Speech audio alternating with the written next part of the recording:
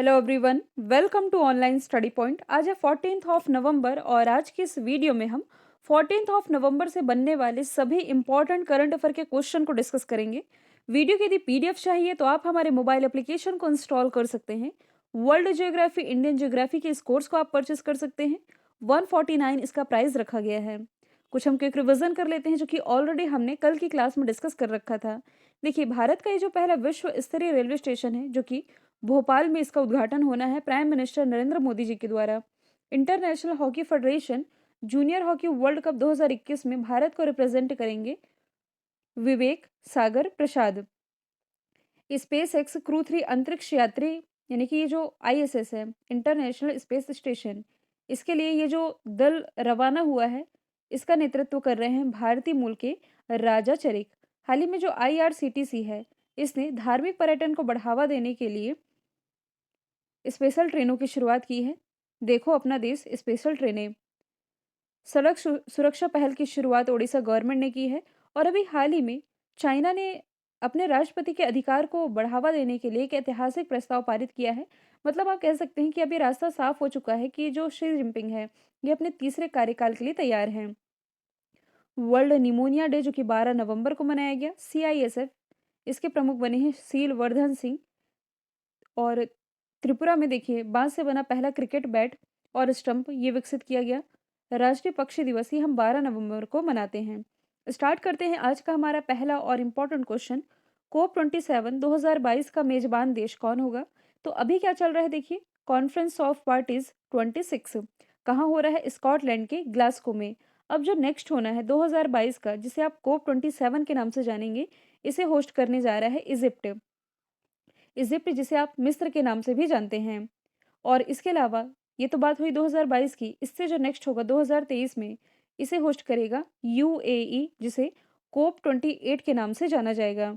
यदि हम बात करें United nation climate change conference की, तो देखिए आप लोगों ने UNFCCC के बारे में ज़रूर सुना होगा, जो कि जलवायु परिवर्तन पर एक कन्वेंशन है।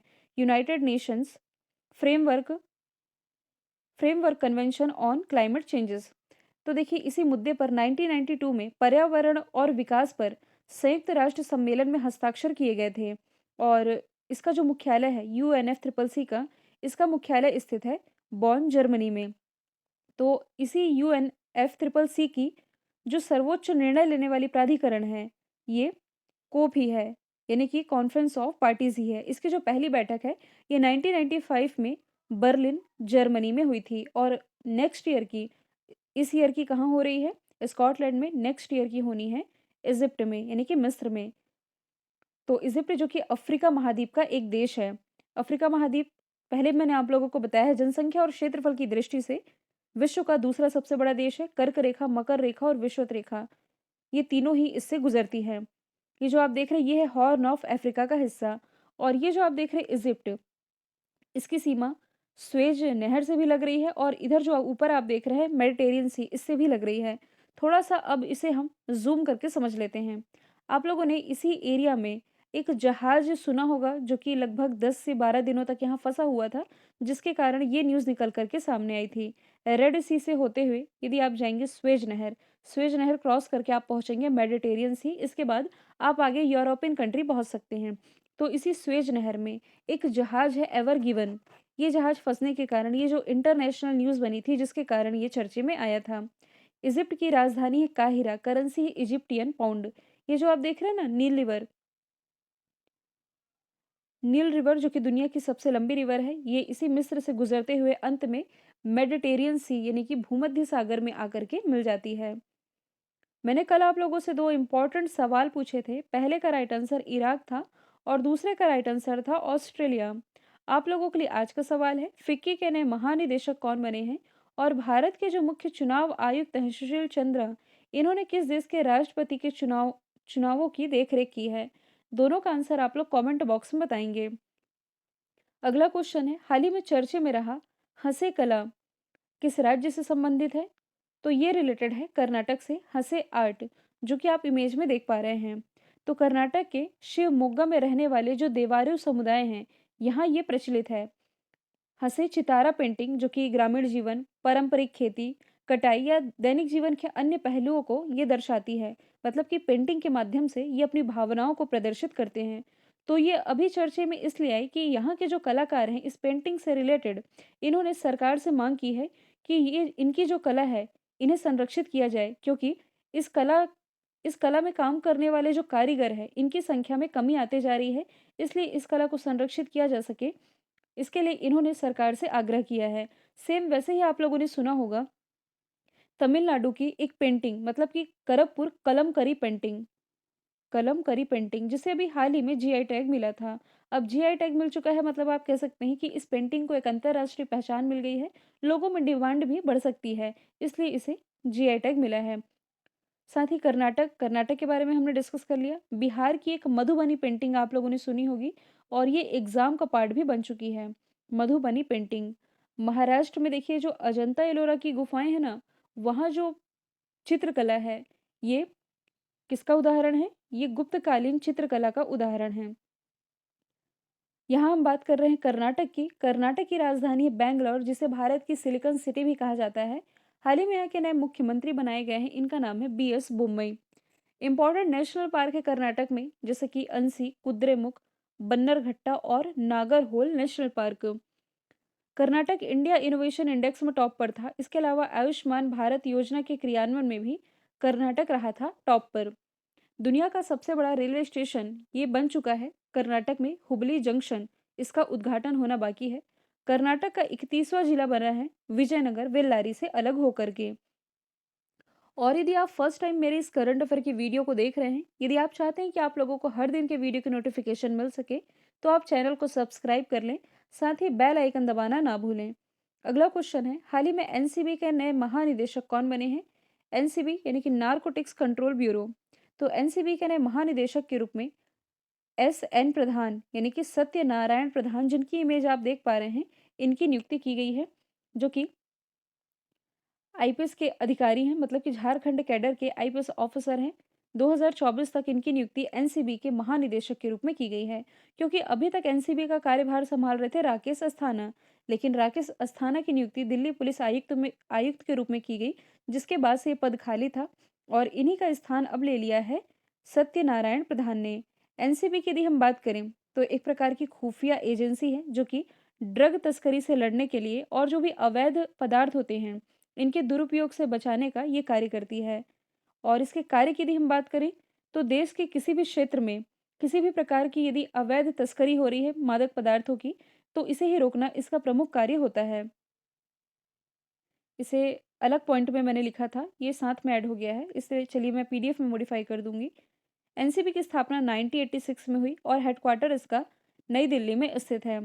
विवेक राम चौधरी ये भी हाल ही में एयर चीफ मार्शल बने हैं।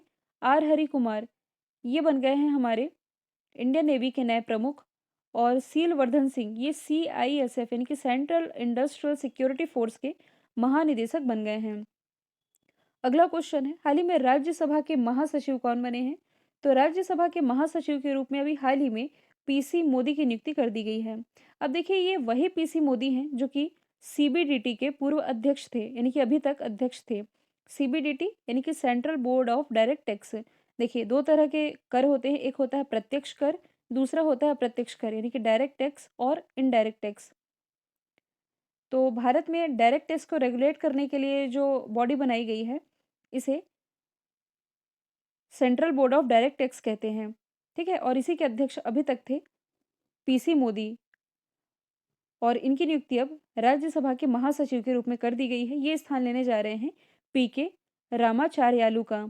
तो अब ये जो पीके रामाचार्यालू होंगे, ये राज्यसभा सचिवालय में सलाहकार के रूप में कार्य करेंगे। तो अब ये सलाहकार बन गए हैं। और पीसी मोदी यानी कि प्रमोद चंद्र मोदी ये बन गए हैं राज्यसभा के महासचिव, जो कि 1982 बैच के रिटायर्ड आईआरएस ऑफिसर रहे हैं। राज्यसभा की यदि हम बात करें तो ये देखिए संसद का उच्च सदन है। इसका उल्लेख आर्टिकल 80 में है, यानी कि 80 में। और ये एक स्थायी सदन है, आप कह सकते हैं। इसलिए स्थायी सदन है क्योंकि ये कभी भी भंग नहीं होती। जबकि इसके अपोजिट यदि हम बात करें लोकसभा की, जिसका उल्लेख आर्टिकल 81 में है, ये अस्थायी सदन है, यानी कि ये कभी भी भंग हो सकती है। राज्यसभा की पहली महिला महासचिव ये थी स्नेहलता श्रीवास्तव। और राज्यसभा में कुछ समय पहले ही विपक्ष के नेता बनाए गए हैं मल्लिकार्जुन खड़गे। अच्छा, एक ऑप्शन बच रहा है अमित खरे का, ये कौन है? तो ये भी हाल ही में प्राइम मिनिस्टर नरेंद्र मोदी जी के सलाहकार बनाए गए हैं। अगला क्वेश्चन है, T20 इंटरनेशनल में किस खिलाड़ी ने विराट कोहली का रिकॉर्ड तोड़कर सबसे कम पारियों में 25,000 रन बनाने का रिकॉर्ड अपने नाम कर लिया है?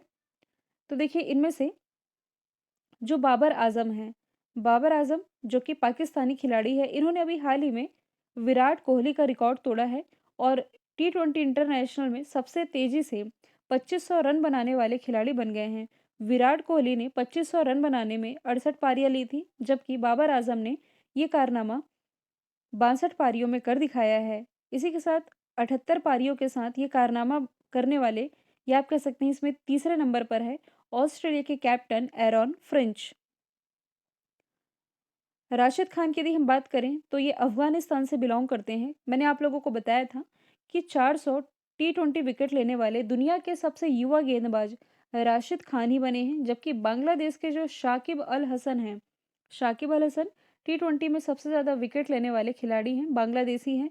रोहित शर्मा की यदि हम बात करें तो T20 वर्ल्ड कप में 3000 रन बनाने वाले ये दुनिया के तीसरे और वैसे हम देखें तो भारत के दूसरे क्रिकेटर बने हैं। इनसे पहले दो कौन हैं? विराट कोहली और मार्टिन गप्टिल। अगला क्वेश्चन है, AQI के अनुसार सबसे खराब गुणवत्ता वाले दुनिया के 10 प्रमुख शहर में कितने भारतीय शहर शामिल है, या कौन सा भारतीय शहर शामिल है? तो AQI यानी कि एयर क्वालिटी इंडेक्स के द्वारा दुनिया के, हालांकि काफ़ी लंबी लिस्ट है, लेकिन दुनिया के ये जो 10 प्रमुख शहर जिसमें कि सबसे ज़्यादा एयर क्वालिटी खराब है, इन 10 प्रमुख शहरों में भारत के 3 शहर शामिल हैं। दिल्ली, कलकत्ता, मुंबई, यानी कि उपरोक्त सभी इसका राइट आंसर हो जाएगा। यह आप लोगों को टॉप 10 प्रदूषित शहरों की लिस्ट दिख रही है। दिल्ली इसमें पहले स्थान पर, फिर पश्चिम बंगाल की राजधानी कोलकाता चौथे स्थान पर, और मुंबई जो कि महाराष्ट्र की कैपिटल है, इसमें 6वें स्थान पर रही है। मतलब आप सोच सकते हैं कि कितनी ज़्यादा चिंता का विषय है कि दुनिया में, भारत में नहीं, दुनिया के टॉप 10 प्रदूषित शहरों की यदि हम बात करते हैं, तो इस टॉप 10 में इकलौते भारत के 3 शहर शामिल हैं। हालाँकि कुछ समय पहले जो रिपोर्ट रिलीज़ की गई थी, इसमें ये बताया गया कि 2020 में दुनिया का सबसे प्रदूषित जो देश रहा था, ये बांग्लादेश था, जबकि प्रदूषित शहर की यदि हम बात करें, तो ये था होतन। होतन जो कि चाइना में स्थित एक शहर है। तो ये है टॉप 10 प्रदूषित शहर। दिल्ली की यदि हम बात करें, दिल्ली ये भारत की राजधानी है, यमुना नदी के किनारे बसी हुई है। वृक्षारोपण नीति लागू करने वाला ये भारत का पहला राज्य है। हालांकि एयर क्वालिटी को सुधारने के लिए काफ़ी सारी पहलें हैं जो कि दिल्ली गवर्नमेंट कर रही है। जैसे कि एक तो ऑड इवन पहल थी, फिर स्विच दिल्ली अभियान था, फिर अभी हाल ही में रेड लाइट ऑन गाड़ी ऑफ अभियान की भी शुरुआत की गई। कोलकाता जो कि हुगली नदी के किनारे बसा हुआ है। मुंबई की यदि हम बात करें, तो इसी मुंबई में भारत की पहली अंडर वाटर टनल बनने जा रही है। अगला क्वेश्चन है, 18 नवंबर को भारत चीन सीमा पर रक्षा मंत्री राजनाथ सिंह किस मेमोरियल का उद्घाटन करने जा रहे हैं? तो ये उद्घाटन करेंगे रेजांगला मेमोरियल में। कहने का मतलब है, देखिए, सबसे पहले यदि आप जम्मू कश्मीर वाले इस हिस्से को देख रहे हैं, तो ये है LAC और ये है LOC। LOC यानी कि लाइन ऑफ कंट्रोल और LAC यानी कि लाइन ऑफ एक्चुअल कंट्रोल। 1962 में भारत और चाइना के बीच में जो झगड़ा हुआ था या लड़ाई हुई थी, जिसमें कि 114 भारतीय सैनिक शहीद हुए थे। तो इन्हें सम्मानित करने के लिए एक नया युद्ध स्मारक बनने जा रहा है रेजांगला। रेजांगला में, तो आप कह सकते हैं इसका उद्घाटन करने जा रहे हैं भारत के रक्षा मंत्री राजनाथ सिंह। तो 18 नवंबर को ही ये युद्ध हुआ था 1962 में। तो यहाँ भारतीय सेना की जो जवान थे ये तो शहीद हुए ही थे, साथ ही मेजर शैतान सिंह के नेतृत्व में चाइना के 1300 सैनिक ये मारे गए थे। तो आप कह सकते हैं कि भारतीय सैनिकों को सम्मानित करने के लिए ये जो स्मारक है बनाया जाना है। बुमला की यदि हम बात करें, तो देखिए, अरुणाचल प्रदेश के बुमला में अभी हाल ही में जोगिंदर वॉर मेमोरियल का उद्घाटन किया गया है, क्योंकि यहाँ हम मेमोरियल की ही तो बात कर रहे हैं। सुहेल देव की यदि हम बात करें, तो अभी हाल ही में प्राइम मिनिस्टर नरेंद्र मोदी जब उत्तर प्रदेश के दौरे पर थे, तब उत्तर प्रदेश के बहराइच में महाराजा सुहेलदेव स्मारक का उद्घाटन इन्होंने ही किया था। अगला क्वेश्चन है, एमवे इंडिया ने अभी हाल ही में किस मशहूर अभिनेता को अपना नया ब्रांड एम्बेसडर बनाया है? एमवे जो कि एक न्यूट्रिशन ब्रांड है, इसके ब्रांड एम्बेसडर के रूप में अभी हाल ही में अमिताभ बच्चन की नियुक्ति की गई है। एक और न्यूट्रिशन ब्रांड आप लोगों ने सुना होगा हॉर्लिक्स का। तो हॉर्लिक्स के तो अक्षय कुमार हैं, एमवे के बन गए हैं अमिताभ बच्चन जी। तो अब ये एमवे के साथ पार्टनरशिप पे कर रहे हैं। तो एमवे के जितने भी न्यूट्रीलाइट उत्पाद हैं, इनका ये प्रमोशन करेंगे। हम यदि ब्रांड एम्बेसडर की बात कर ही रहे हैं, तो आईडीएफसी फर्स्ट बैंक के पहले ब्रांड एम्बेसडर ये अमिताभ बच्चन जी ही नियुक्त किए गए थे। डीडी किसान चैनल, इसके भी ब्रांड एम्बेसडर अमिताभ बच्चन थे। जीएसटी के भी ब्रांड एम्बेसडर अमिताभ बच्चन रहे हैं। सोनू सूद की यदि हम बात करें, तो सोनू सूद ये एसर इंडिया, एसर जो कि एक पीसी ब्रांड है, इसके ब्रांड एम्बेसडर रहे। इसके अलावा पंजाब गवर्नमेंट के द्वारा इन्हें कोरोना मतलब कि जो वैक्सीनेशन प्रोग्राम है, इसके लिए ब्रांड एम्बेसडर बनाया गया था। दिल्ली गवर्नमेंट के द्वारा इन्हें मेंटर प्रोग्राम का ब्रांड एम्बेसडर बनाया गया है। आमिर खान की यदि हम बात करें, तो आमिर खान और आलिया भट्ट दोनों फ़ोन पे के ब्रांड एम्बेसडर हैं। हाल ही में ये सीएट के ब्रांड एम्बेसडर बनाए गए हैं। रणवीर सिंह की यदि हम बात करें, तो ये जस्ट डायल के ब्रांड एम्बेसडर बने हैं। अगला क्वेश्चन है, हाल ही में किस राष्ट्रमंडल खेल में महिला क्रिकेट को मंजूरी दी गई है?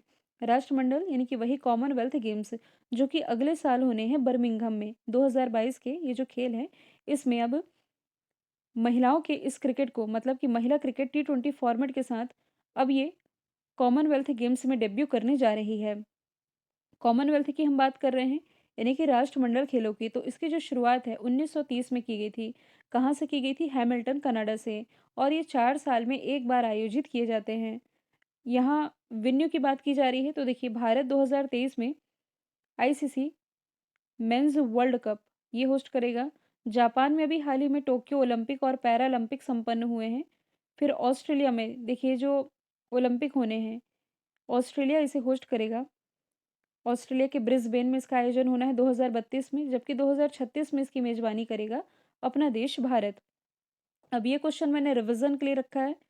हाल ही में अमेरिकी वैश्विक इंटरनेट सेवा कंपनी याहू ने किस देश में अपनी सेवा पूरी तरह से बंद कर दी है? तो अपनी ये सर्विस इसने बंद की है चाइना में, क्योंकि पहले मैंने आप लोगों को बताया है कि चाइनीज़ सरकार का यहाँ इतना ज़्यादा दबाव है। ना यहाँ व्हाट्सअप चलता, ना फेसबुक, ना ही इंस्टाग्राम वगैरह।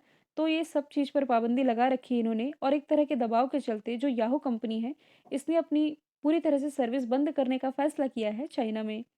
क्योंकि चाइना में बढ़ती व्यापारिक चुनौतियों और खराब होते हुए कानूनी माहौल के साथ इसने अपना बोरिया बिस्तर समेटना ही मंजूर समझा है। याहू की यदि हम बात करें, 1994 में स्थापना हुई। कैलिफोर्निया यूएस में हेडक्वार्टर है। जेरी यंग, डेविड फिलो ये थे इसके संस्थापक। अब कुछ बेसिक क्वेश्चन है जो कि ऑलरेडी मैंने आप लोगों को कई बार पढ़ाया है, जैसे कि कोणार्क का सूर्य मंदिर ओडिशा में है। वायुमंडल में सबसे ज़्यादा नाइट्रोजन है 78%। गैस सिलेंडर के लीकेज का पता लगाने के लिए इसमें किस गंध का पदार्थ मिलाया जाता है? Ethyl mercaptan. बिहार का शोक ये कोसी नदी कहलाती है। और हमारे सौर मंडल का सबसे बड़ा ग्रह है बृहस्पति, यानी कि जुपिटर। सबसे लंबी स्थलीय सीमा भारत शेयर करता है बांग्लादेश के साथ। 70% पृथ्वी में पानी है। मैंने कल आप लोगों से जो सवाल पूछा था, इसका राइट आंसर छत्तीसगढ़ था। आप लोगों के लिए आज का सवाल है, ऑक्सफोर्ड इंग्लिश डिक्शनरी द्वारा किस शब्द को वर्ड ऑफ द ईयर चुना गया है? तो इसका जो भी आंसर है कमेंट बॉक्स में बताएंगे। वीडियो यदि पसंद आया है तो लाइक कीजिए, शेयर कीजिए, चैनल को सब्सक्राइब करना ना भूलें। Thank you so much.